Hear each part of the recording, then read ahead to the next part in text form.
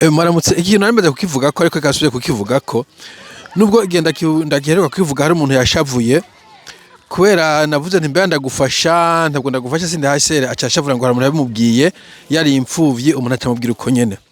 I'm sorry kuba ubupfuvyi ni bibi mugabo mu barundi ibi bintu vyo gufashwa mu bivana hehe jewe navuga ngo ntabaje ndiko ndafasha nta ndiko ndafasha je ndakubwiye yuko ndagufasha nkande narakuvyaye bona ngamvuga ngo waramugaye nubwo waramugaye je sifasha abamuga ibimuga ntabwo ndi muri iyo domaine yo gufasha imuga uko kuntu kuko umva ko umuntu ari kuri intenda agomba gufasha abantu mabivanye he niho nyine hari ubugwayi mbega Afrika aho yafashirijwe kuva kuri independence Afrika irafashwa zo gwesha baravyibaza Afrika irafashwa usanga hari za imfasha nja muri Afrika irarenze harimo za human rights harimo za USAID harimo za SIDA harimo za Africa harimo za GTZ z'abadage harimo Norwegian Aid harimo UNHCR harimo UNICEF amashi za PAM za mwego muzofasha kugeza ryari. Okay, ikuremo gufashwa uwo mujene ashaka gufashwa nasohoke aje gukora akazi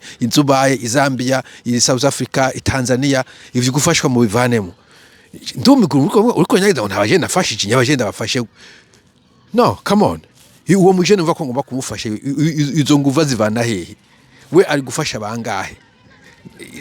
I don't understand mwabona kwa sinva i discussion we shouldn't have this discussion. Okay, we shouldn't have this discussion. Waza gufasha abajene bangahe ndabafasha nkande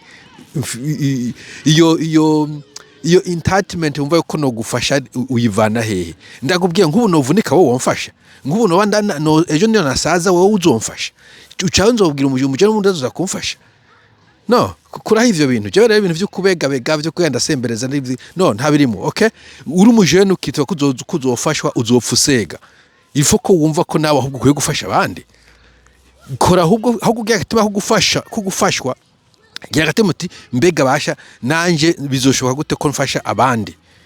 Okay, je ndavyibuka kandi ngira umujene bo kumurege kujya avuga ngo hawe n'Imana ngira ngo turaguze se novuga ngo twaraguze Imana yarampaye mugabo j'avais toujours l'idée kubera ki ndabona abantu bafise ba muyomba babafasha bari hanze ese nanje nova muri abo muyomba ntabwo nifuza ngo nanje noro nk'umuyomba mfasha nanje noba muri abo bayomba bafashwa. Il faut avoir un esprit izamutse. Nchenuka nani n'indi joke twari muri Cape Town South Africa twakora akazi ko gucunga imodoka je sinyaho kuvuga hanyuma tubanya hano imodoka vyinshi ya muhungu twakunda kugendana tukagenda hariya kwa za Rondebosch ahantu hegereye UCT hariho ahantu wasanga hari parking y'imodoka tukati wow rabavye imodoka vyose uwoja kubicunga icyaki tujamo cyari kuza kuzicunga izo modoka mu nyuma turaraduti urazi ko twabaye imihimbiri wumva ko waja kuzicunga cyangwa agomba kwimvira gusenga gusaba pito gusenga yes gusaba ko nawe woba umwe mu baparse hajya. Il faut élever votre esprit gusega ni esprit idustuma muri Afrika tuguma turi hasi. Il faut s'imaginer shobora kuzokira gute pana gusega gufasha abo jene bafasha wone bafise bahase cyaje jewe ntabana bafise banje no bafasha. Why do you uniko kuva ko uri entitled kukuya uwundi mugabo yabize atakuvyaye iyo entitlement muivana hehe Ako bivuga cyane bivuga abantu benshi bavuga ngo mfasha wewe uri kurafasha abandi nta bandi bantu bari musi yawe wari kuja gufasha wabafashije muguma uraba hejuru ngo mfasha wibaza ko ngaha mfise iyo esprit nanje ntovgira abantu ngo nibamfashe abantu ngaha bafise ibyo bizu binini bafise miliyoni z'amadolari sandute baranduta abafise franga vyinshi muko ntabwo ngenda dodagura ku miryango ngo wa ni mumfashe kuko that's not how things work. Ahubwo vizuvuga uti mbega asha nanje nozogera aho hantu gute pana ngo mfasha ncanibuka kwanza hariho movie Pursuit of Happiness Will Smith yari yakenye yashomereye agenda mu muji ahura abona office kumbura New York City iriko ivwamo abantu bambaye neza bafata imodoka nziza ariruka nkagago mundi mugabo ati excuse me sir ndashaka kubaza ati what do you do for a living and how do you do it ati ukora iki kugira ngo ubeho kandi ubikora gute.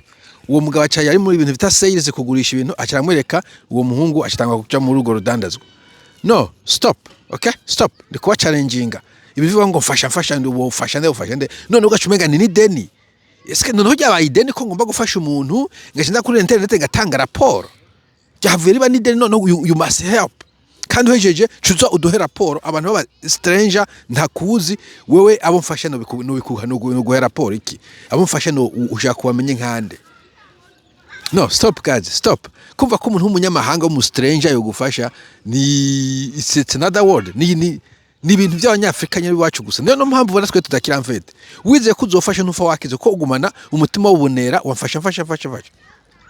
Hane abantu ni bagera no hanze bakaguma barondera mfasha kandi ama opportunity ari imbere yabo. Aho yogiye kiga mekanika, kiga electrica, kiga plombier, wiga imyaka 2 gusa 4 ukaba wamaze kuronka amafaranga yawe ugatangura kuvoyaje hirya no hino bagenda gufyera utuntu abandi basigaje munsi y'imeza ngo bariko barafasha.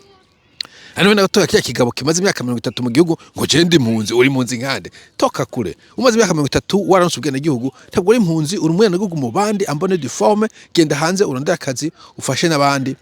Ariko kumbure ndakigumya kuko cyandogoye cyane, shaka kuguma kuri abantu bavuga ngo umaze gufasha bangahe twereka abo bafashije. No, ntabwo ndaguha raporo, come on, get out of here. Okay? Nuwo nofasha sinakubwira mugabo ukurimo esprit yuko ubona umuntu kuri internet utazi, you don't know me, ukumva ko ngufitiye ideni yuko kugufasha ko meje no kugufasha cyintanga raporo ku bandi bose bamengo isemera yafashije umujene wo mu Kayanza. Iyo esprit muivana he, iyo esprit mayikuye he, iyo entertainment mayivanye he, iyo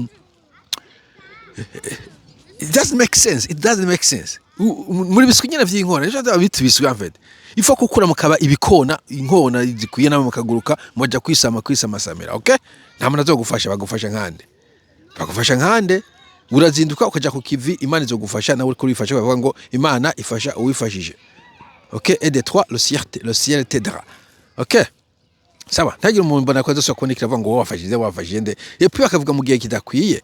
Je mvuze president de la République nitungana jewe President de la République mara mutoye ngo akora ibintu nibi nta kuntu je ngo president ntacyo yakoze ngo nawe ntacyo wakoze naje ngo nk'ufite president je nabaye president ryari. President atwara Burundi bufise bukutanga amakori, je hari amakori mumpa ni mumpa amakori basinze ndabafasha. Je dukira mu makori ndababwiza ukuri bwira OBR ku mwaka izirama amafaranga murabe ko nzobura abantu nofasha. Burya butare bashora ni babwire ziya kamyo bazenda bahe address bazibazinzanire wanje barabe yuko je ntazotanga gufasha abantu. Iyo kawa nivyo bigori muha anagese nabo bahizi nyene zamura bimdugikira je ndabahe address mu ndabahe na container mu binshiriremo mu binzane hano murabe ko ntazobafasha. Ajya amafaranga ava muri za FMI za World Bank n'akibaza gufashisha Burundi zamurabwira ale acha yashitse acha yandungikira kuri konti wanje murabe ko ntabafasha. Muri kuvuga donc iyi betize imbonera ko sinuva haniva hage je soma comment nkumva umujinyura duze hejuru kwera I can't understand like hari ko stupid man. You see, no, come on, ntihagiye umuntu asubira kuvuga ngo ufashije abandi kubare A nta muntu uje mfite ideni mufite ideni azanda rimwishuze, B wowe ugomba kurondera ukirondera ntabwo uronda umusenja kugufasha, and C naho nofasha umuntu we no guha raporo nkande. Ariko na cyane jewe ntabwo ndiko ndakuvuga kuri wewe wambonera kure we je ndi kuvuga le président de la République, ndi kuvuga le ministre des finances, ndi kuvuga Regideso, ndi kuvuga c'est pas PAF yatanga passeport, ndi kuvuga Anagesa, ndi kuvuga Sopebu. Izo ne company pana we wandura we ni company zizanduza amafaranga d'une manière ou d'une autre zagomba gukora service zasinyiye. Je nta hamwe nasinye ko nzofasha abantu. Perezida mugasinya ko azokora ibintu Sopebu ishigwa kugira izotange petrole, yindi Anagesa yashizeho uvuga ko izofasha abanyagihugu ibigori byabo ntibibore. Buri company buri muntu ari mu rwego afite ibintu ajejwe agomba gukora. Jewe nk'umusitwaye ndafite ibintu ngejejwe ndabikora, ntabikoze kumbure uwabintuze azonyishuza notama famille uri umuntu père de famille irashobora kwishyuza ibintu utakoze, hanyuma comme citoyen hari ibindi ugomba gukora igihugu kagushimira. Mugabo kuvuga ngo umuntu ari kuri internet ngo agomba kuzarafasha abajene bose bahuye agasanga na raporo kubasigaye, ça c'est stupide. OK, ça c'est très stupide.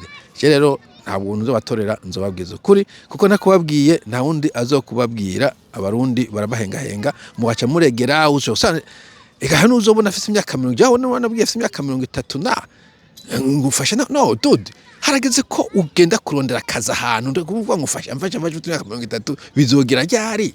Kandi abo bantu bamubwira uti hari ahantu nuvise akazi ngo urabona ngo kari akazi ngo abantu bagakora ngo hatwebwe ngo tuba twizi nta bintu wize uri kurasegera nta bintu wize genda akazi kose ugakore. Urabona hari ahantu kugezaho harimo amariske, udafasha amariske nta hantu uzogera. Mugihe nawe meye kuguma muri comfort, kuma muri comfort kugora abantu bafashe amariske ngo bazira gufasha. Okay? Come on. Mwaje n'abarundi mwe mwasuye inkona mwambo nakure. Wake up. Uva muri famille Kenya nta yindi nzira uzokira atari kushugurika ufata n'amariske ibintu nk'ivyo. Sino kuvuga ngo bazogufasha no ba stranger. Good luck with that. Good luck. N'amafamiye yacu ntituba tukwije. Sawa, mugire umunsi mwiza.